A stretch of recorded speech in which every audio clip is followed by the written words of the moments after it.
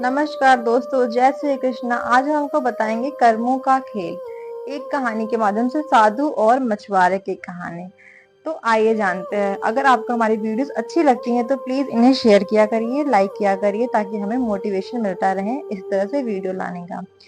तो आइए हम बढ़ते हैं अपनी स्टोरी की तरफ। एक समय की बात है कि एक महात्मा अपने शिष्य के साथ घूमने के लिए निकले। महात्मा को इधर उधर की बातें करना बिल्कुल भी पसंद नहीं था। कम बोलना और शांत रहकर अपने काम करने से काम रखना महात्मा को पसंद था। लेकिन उनका शिष्य बड़ा ही बातूनी था। वो सारा दिन इधर उधर की बातें ही किया करता था और दूसरों की बातों से उसे बड़ा आनंद आता था। चलते चलते जब महात्मा और उनका शिष्य एक तालाब के पास से गुजर रहे थे तो उन्होंने वहां पे एक मछुआरे को पानी में जाल डाले मछली पकड़ते हुए देखा। शिष्य को यह बात बहुत ज्यादा बुरी लगी और वह मछुआरे को अहिंसा परमो धर्म का उपदेश देने लगा।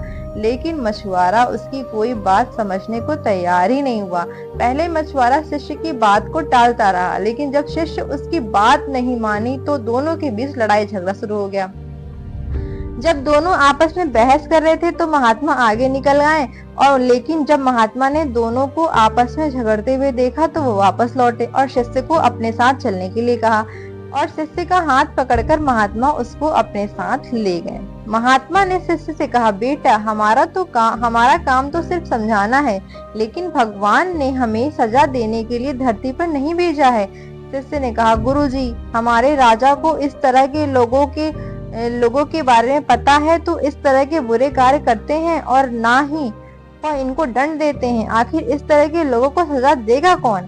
शिष्य की बात सुनकर महात्मा ने कहा, बेटा तुम परेशान मत हो, इनको सजा देने वाला भी एक अलौकिक शक्ति इस दुनिया में है जो सब कुछ जानती है। भगवान की नजर सबके ऊपर है और वह सबके कर्मों का हिसाब रखते हैं। इसलिए तुम अभी चलो, तुम्हारा उससे झगड़ा करना उचित नहीं है और ना ही कोई इससे फायदा है।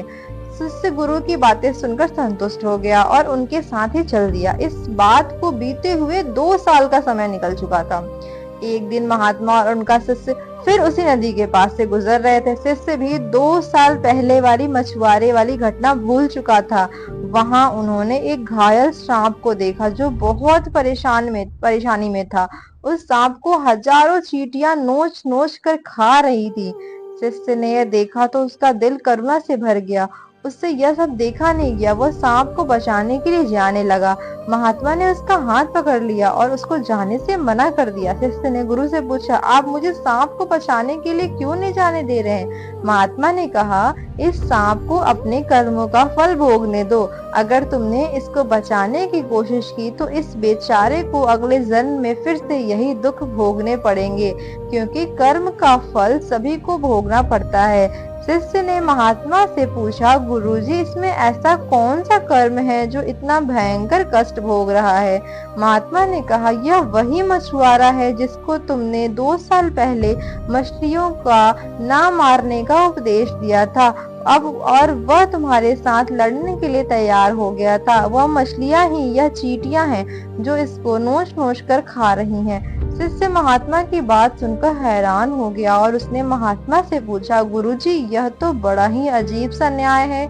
महात्मा ने कहा, बेटा, इस दुनिया में स्वर्ग और नरक के सारे दृश्य मौजूद हैं। तुम्हें इस धरती पर हर जगह ईश्वर के न्याय के नमूने देखने को मिल सकते हैं। इसलिए अपने कर्म को हमेशा याद रखना चाहिए, क्योंकि सच यही है, हम जो करेंगे एक दिन हमें भोगना ही पड़ेगा।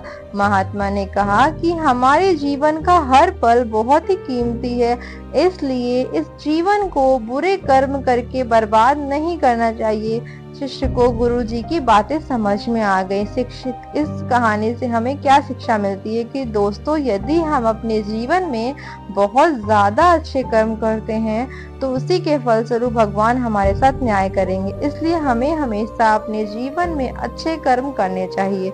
दोस्तों, आपको अगर मेरी वीडियोस अच्छी लगी, मेरी स्टोरी अच्छी लगी तो इसे प्लीज शेयर करें और लाइक करें, ताकि हम आगे भी ऐसी वीडियोस लाते रहें।